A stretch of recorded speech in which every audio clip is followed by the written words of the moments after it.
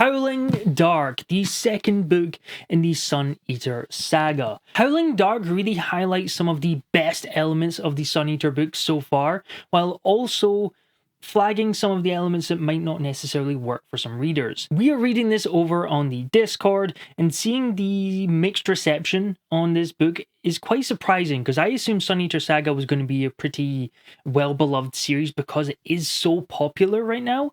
However, it's definitely creating more of a diverse reaction than I thought it would. However, in my opinion, that is a good thing. Getting books like this that have these more extreme responses, that people are obsessed and love this series, or they really don't like it and it didn't work for them at all, are usually more interesting books than just get the, yeah, it was pretty good. So where do I fall on that spectrum? I'm definitely more leaning towards loving. There's a lot of things I disliked about this story, but they are completely outweighed by all the elements that I absolutely loved. What I will say is, one of the weakest parts to this story is the start. You're really thrown into the deep end with the start of this. I also found this a bit with Empire of Silence, where it took a wee bit to get into this story, and Howling Dark is even worse for that, in my opinion. There is a fairly large time skip between book 1 and book 2, and because of that, the start of this story is really catching the reader up on what's happened between the events of book 1 and 2. But the downside to that is it almost feels info dumpy.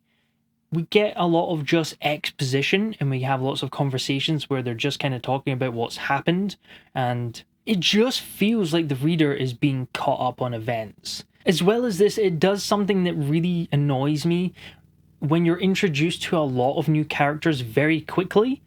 And I'll go into this more with the side characters later in the video, but the start really introduces a lot of new characters and reintroduces characters that weren't particularly developed in book 1 that I could have done with a refresher on who they are very quickly at the start of this book.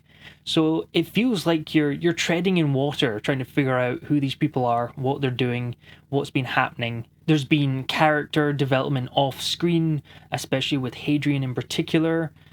I don't know how much I want to say because this is spoiler free, but he's with someone, and this someone's a completely new character, and it just, there's so much happened between these two books that I feel like we could have done in a better, more organic way.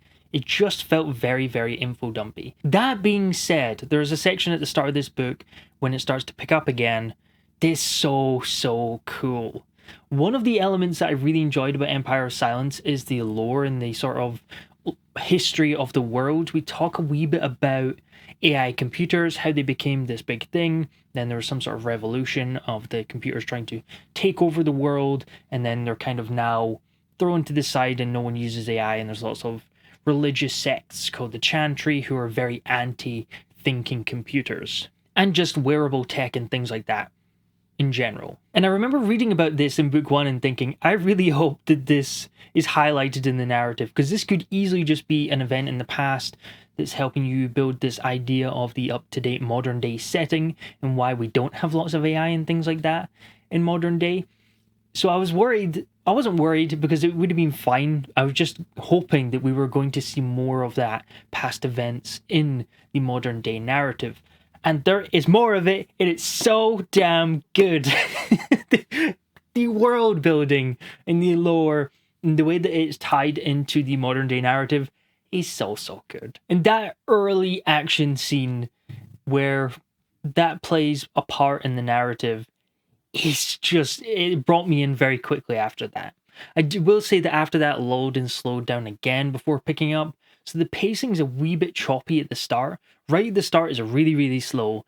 Then it has this awesome sequence of events, but then it slows down again, and then it builds back up. And then from there, it's pretty smooth sailing. It does vary in pacing, but we want variation in pacing. We can't just keep action the whole way through. So I did find this start to be choppy, but then after that, it really smoothed out with the overall pacing of the book. Going back to the world building and the lore for a second, this really delves a lot deeper into the world building and the setting and the history of the world, and it is fascinating watching Hadrian uncover some of these mysteries and start to piece together this larger picture of the world. It was definitely a highlight of the book for me. And it feels like as soon as you've uncovered one mystery, there's a mystery that goes even deeper than that and deeper than that. It's just so oniony. There's lots and lots of layers. Can't believe I just made a Shrek reference in a Sun Eater video. That was Shrek, wasn't it? It's like an onion has lots of layers. I think it was Shrek. And you can immediately tell how much thought and work Christopher has put into the world building and even the different alien races. There is a section later in the book where it really goes deep into the differences between races, and it is absolutely fascinating. It's definitely a slower section of the book, which again will take away from some of the readerships who prefer more fast-paced, action-based books. However, I love this entire section where we really delve deep into the differences in language, in body language between different races. We did get a bit of it in book one with the Sealson, but it really expanded a lot in the differences with book two. With a lot of modern day fantasy, I've not read a lot of modern day sci-fi, so I don't want to say that too, but especially with modern day fantasy, we do get a lot of similarities with different races, and they do feel very human. If they smile, everybody knows what a smile is, and that's fine. In this, we have very different look at body language. These are a completely different race, brought up on a different side of the galaxy. So even their body language and mannerisms are completely different. And there's an element of the story where Hadrian starts to think that he's starting to figure out what certain expressions and gestures mean. But then he comes to this realization that maybe I don't. That's not what I thought that meant. And it's so fascinating to see this disconnect between races and this communication problem, even with them having some sort of translation between the two different languages. And Christopher also does this with language. So while we do have these translations to the different languages, the words then still carry different connotations because they're completely different cultures. Some cultures, especially the Sealson, they have this sort of master servant culture where there's not really much in between. They're very animalistic in their hierarchy, where it's the people at the top and there's the people at the bottom. That's kind of how they work. So they don't necessarily have the same understanding of having people on the same level dealing with each other. And because of that, certain words don't carry the same meaning and connotations in the two different languages. And it was just fascinating to read. It was such a nerdy conversation, but I loved it so much. That being said, there was also more fast-paced action sequences in this, and I thought they were done a lot better than in Empire of Silence. One of my complaints with Empire of Silence was the action sequences felt very passive, and it's a lot to do with the prose and the writing style, having Hadrian look back on this from the future. The way that it is written, some of the action scenes can feel quite passive, but I did find that to be really improved in Howling Dark, especially with the action sequences. There are still elements to the story that feel more passive because of the voice of the story, but also there's a lot of benefits to using that voice in the story too. So I really do like the voice of the story. I'm just glad that the action sequences do feel like they have more agency than they did in Empire of Silence. So that's a definite improvement from book one. Now, it's not a hugely action-based story, but when we do have these faster action-based sequences, I am glad that they just feel a wee bit more active and immersive. Talking again about the time skip between book 1 and 2, there were definitely benefits to using that time skip. I do feel that this is a more mature Hadrian in some cases, not in all cases, but I do think he's a lot more complex a character, and I think giving him the time between book 1 and 2 and having this time skip of him doing things, again keeping the spoiler free, does definitely make him a more weathered and interesting character. I really like there was one scene early on where he's kind of spacing out in this diner waiting to get picked up, and just that entire sequence, he just felt like this older character, and while still being the Hadrian that we knew from book 1, and just a lot more weathered, lived through experiences. And I think Hadrian has done really well in this book. I love him as a character, and his expansion and arc in this book in particular is fantastic. It's really, really good. The side characters are a wee bit of a different story.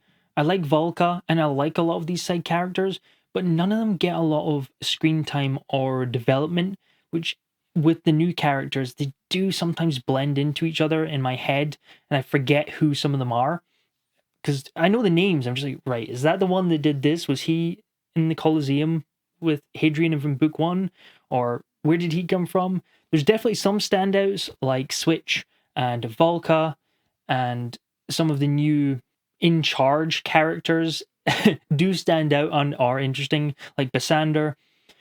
But I find a lot of this more side cast to blend into each other just because we don't spend a lot of time with them and we don't really have this personality or history with them yet, even if Hadrian does. Which did make some of the sequences where we're talking with a lot of these side characters a wee bit more difficult to follow because I couldn't remember what character did who. And I know there's a character list at the end, but I don't want to swap to the character list every single time we come across the same character. I like these things to try and be built in more organically than that. And it's not really been that long since I read Empire of Silence. I read this in January and I read this in March. So I really should know who these characters are. So maybe it's on me. We just don't seem to spend a lot of time on page with them. And even when they do, I don't feel like they're particularly well fleshed out. They're not the focus of the story, but I would love to see more of them just so they kind of stick out a wee bit more in my head in the future books. Again, this isn't everybody. There are some standout side characters like the ones I mentioned earlier, but for the most part, there's a lot of secondary characters that kind of blend into the background for me personally. So for some final thoughts, I loved this book so much. I had an absolute blast with it. I know I've been a wee bit more critical, but those are just the points that are easier to talk about. Overall, I had a really good time with this book. I think the plot, especially tying into the world building through the whole middle section into the later story, was fascinating. I love Hadrian as a character.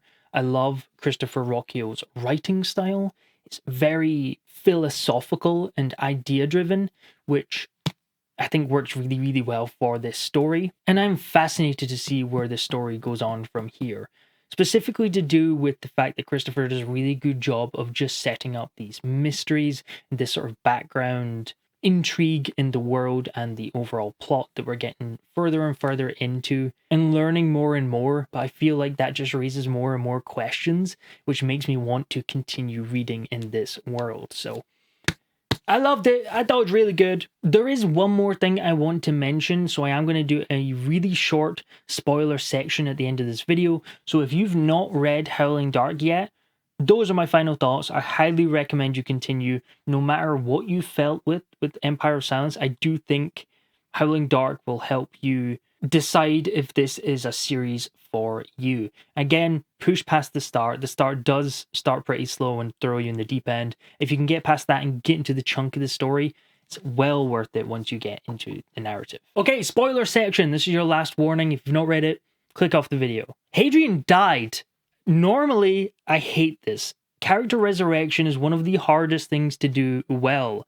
However, with a book that's been written from the character far in the future, talking about his life, we knew he wasn't going to die. So to have him die and be resurrected, this is one of the situations where I'm more mixed on it.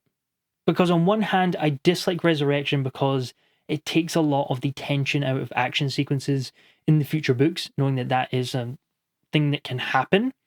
However, we know it's very, very rare, and we know it's this quiet that are trying to keep Hadrian alive, and we knew that Hadrian wasn't going to die. So I feel very mixed on it overall. I'm not a fan of the resurrection trope, but in this situation, I don't want to complain too much because I can see why it was included, and it does a lot for building up these quiet and having them kind of appear almost in the shape of Gibson and shows a lot of their power. I'm mixed on it. I don't know how I feel about it. I think I need to think on it a wee bit longer. I don't hate it, but I didn't love it either. Another thing is the structure to do with this book. It's very similar to Empire of Silence, where the whole book felt like this unfurling of this life story. Fascinating, loved it. But then we come to the end section, and it does feel like, okay, we're coming to an end section. We need to have some sort of action-based confrontation, especially with the Sealson. And it's exactly what happened in Empire of Silence, and it worked. I really, really enjoyed it. I just hope this doesn't become a pattern in every single book where it leads up to this final confrontation and you kind of know that they're going to come to a head and then there's going to be some fight and then Hadrian escapes. And this did have more political connotations at the end, obviously, but it's just a pattern and fine. I enjoyed it. I loved book 1 and book 2.